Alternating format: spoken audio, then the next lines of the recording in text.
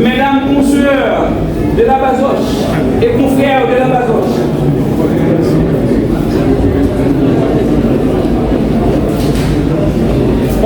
autorités civiles et politiques ici présentes, honorables magistrats juges et juges d'instruction du tribunal de première instance des Cayes, mesdames, messieurs, les représentants de la presse parlée, écrite, médias en ligne et télévisés, monsieur le directeur général du ministère de l'Intérieur et de la collectivité territoriale,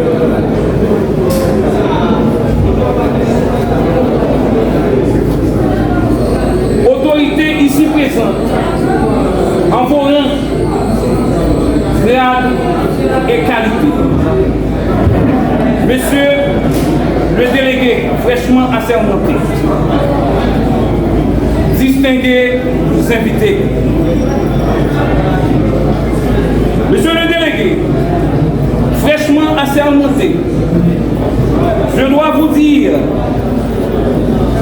j'ai revisité la Constitution de 1987 comme étant la loi mère du pays, en ses articles 85 et 86, suite à la réception de la correspondance de réquisition aux fins de prestation de serment, de votre prestation de serment. Le tribunal par l'organe de son doyen souhaite à tous la plus cordiale bienvenue autour de cet événement politique décidé par les autorités de l'exécutif, pour lesquels le directeur général du ministère de l'Intérieur et des collectivités territoriales a bien voulu en remarquer l'importance par sa présence.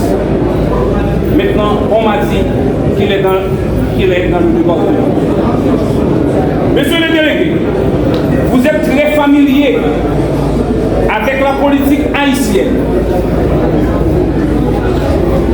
plus particulièrement avec la population du département du Sud, pour avoir déjà géré la mairie des Cayes.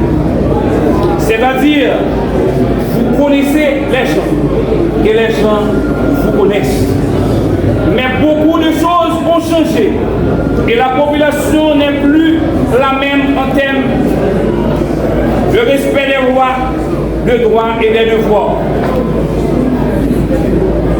En peu de temps, 3 délégués n'ont pas pu battre un record de durée. Vous êtes choisis par l'exécutif dans un contexte très difficile. Et si son choix est porté sur vous, sur votre personne, il y a lieu de travailler avec les vice-délégués pour faire la différence et ne pas de mériter sa confiance. Par peur de dire des choses anormales, je vous souhaite de vous référer toujours à la Constitution, en ses articles 85 et 86, de rester connecté avec vos supérieurs hiérarchiques, de suivre leurs directives et de ne jamais déborder les cadres de vos attributions, ainsi que vos vice-délégués. En cela, l'exécutif sera satisfait de son choix et la population constatera le changement au niveau des différents bureaux régionaux de l'État. Ce sera à votre honneur de bien servir l'État et la population.